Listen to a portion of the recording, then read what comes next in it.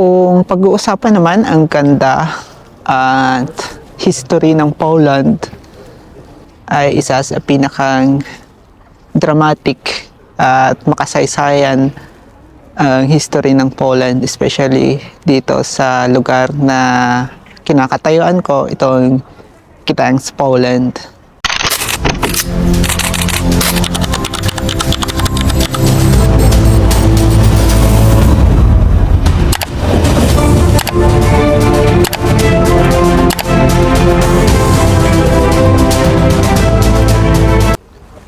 Ma-experience mo lang ang ganitong lugar dito sa Poland ay tila ba tanggal na yung pagod mo sa pagtatrabaho at tila ba nasuklian na yung pagtsatsaga mo kapag na-experience mo yung mga ganitong attraction dito sa Poland. Kaya kapag may free time ka or holiday, day off, subukan mong pasyalan yung mga attraction katulad ng Gdańsk, ng Krakow, ng Warsaw, Wrocław, at marami pang iba. Kaya huwag kang magtinulog or magpatulog-tulog kapag isa kang OFW sa Poland kasi napakaraming magagandang attraction at puno ng history.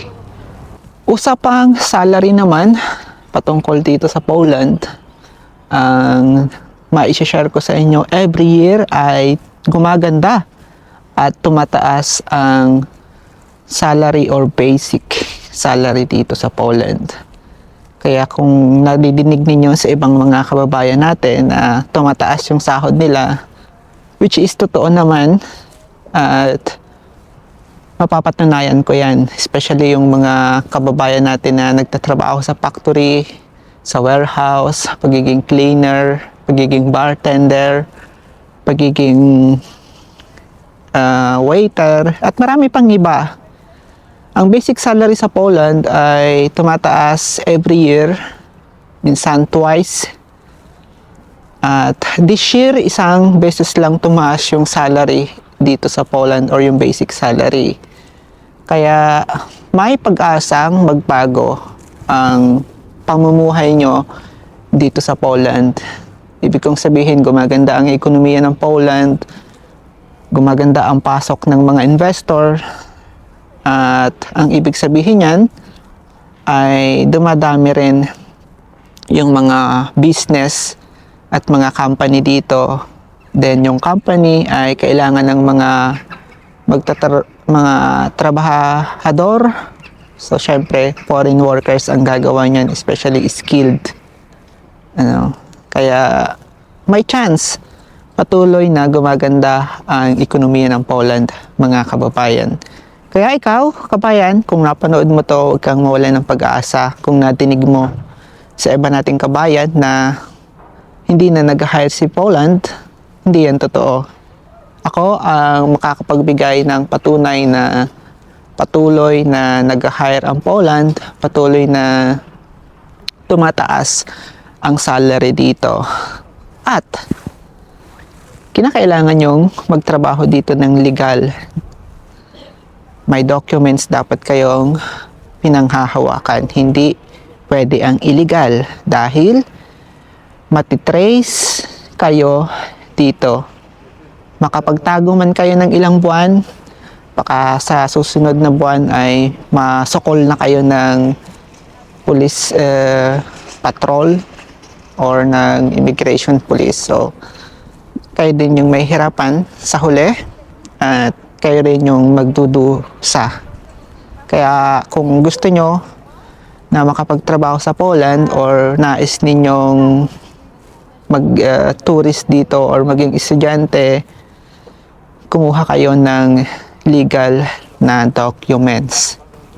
Usapang cost of living naman sa Poland, ang advice ni kabayang Adrian, mababa pa rin kumpara sa ibang part ng Europe.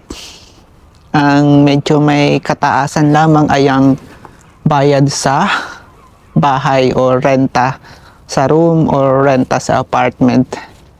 Pero afford pa din, mga kababayan. ang cost of living sa Poland. At kaya ko pa.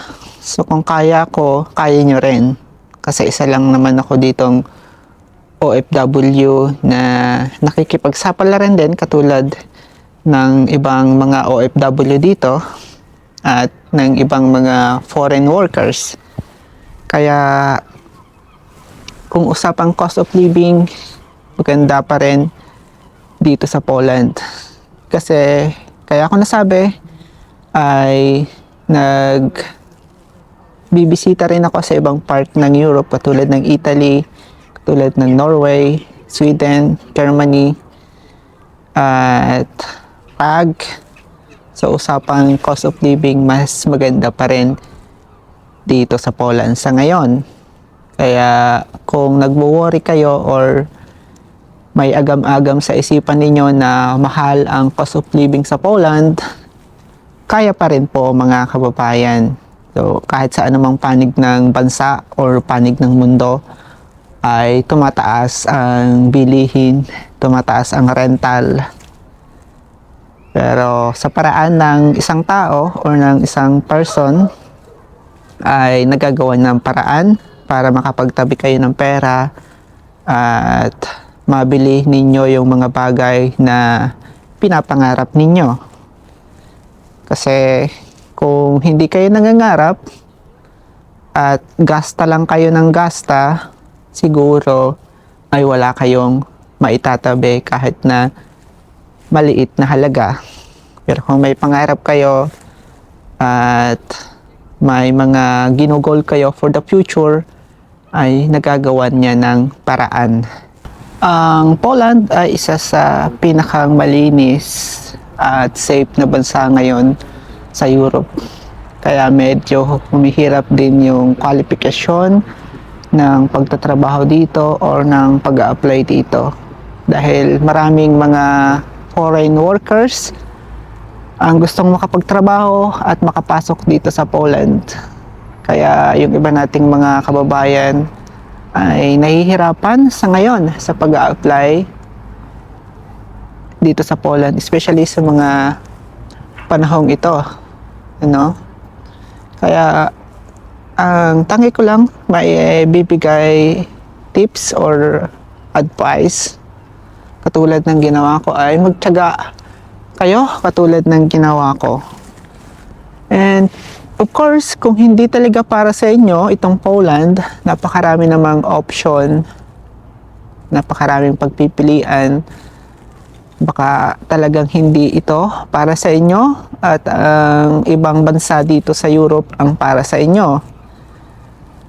Once na makapasok naman kayo ng ibang part ng Europe or ibang bansa dito sa Europe, ay makakapag-travel naman kayo dito sa Poland.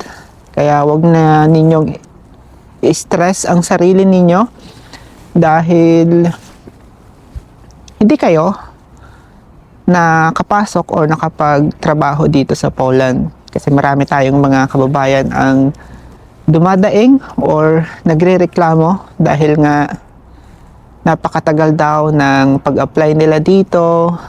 Marami na silang gastos. Yung iba ay nascam pa ng kapwa nating Pilipino na hindi ko alam kung bakit nagagawa nila yan sa kapwa Pilipino. Kasi alam nyo, bilang isang Pilipino rin, ang katotohanan ay napakahirap talagang lumaban ng patas sa kapwa natin Pilipino. Kasi ang laging nananaig ay inggit at ang iniisip nila ay mas magaling sila. Patuloy lang tayo sa pangarap, mga kababayan. Huwag kayong susuko, especially yung mga nangangarap magtrabaho dito, mga nangangarap makapag-travel, mga nangangarap maging isang student or makapag-aral dito. Magpatuloy lang kayo. At para naman doon sa mga kababayan kong nandito na sa Poland, magtiyaga din kayo katulad ko. Wala namang mawawala sa inyo at i-enjoy ninyo yung sarili ninyo. Kasi nandito na tayo, pagyamanin lang natin ang ating sarili at i-enjoy lang yung bawat araw na nandito tayo. At maraming pagsubok, alam ko naman yan. Hindi naman ako ibang tao dito. Isang OFW lang din ako dito na nakikipagsapalaran sa bawat araw ng buhay ko dito sa Poland. At para naman dun sa mga kababayan ko na dinadown, yung mga kababayan natin na nandito sa Poland, bigyan naman ninyo kami ng kasiyahan. Kasiyahan na namin ang ma-document ang buhay namin dito sa Poland. Kasiyahan na namin ang maipakita ang ganitong ganda at ma-record sa aming mga cellphone or camera. 2025 na ngayon at magtatapos na ang 2025. Huwag na kayong masyadong killjoy sa mga OFW na gumagawa or humahanap ng paraan para malibang at mawala ang kalungkutan. Kasi alam niyo naman, malayo kami sa pamilya namin at wala kaming ibang pagkakaabalahan kung hindi ganitong gawain. Kaya iregalo na ninyo or ipapasko na ninyo sa bawat mga kababayan na nangangarap at nagbibigay ng ganitong videos. Kaya maraming salamat mga kababayan sa pagsubaybay ninyo sa kwento ng buhay ko dito sa Poland for more than 5 years. Kaya kung hindi ka pa nakakapag-subscribe dito sa aking YouTube channel, pakipindot mo na ang subscribe button, paki-like at bigyan mo na rin ng comment ang mga ganitong video. At magkita-kita tayo sa mga susunod kong upload sa iba't ibang social media account ko mga kababayan. At magkita-kita tayo dito sa Poland. Maybe next month or next year ay nandito na rin kayo katulad ko. At nakikipagsapalaran sa bawat araw ng pagsubok at kasiyahan, emosyon, at kung ano-ano pa, no? Kaya magtiyaga ka kabayan kung pangarap mong mag-Poland. Anyway, God bless.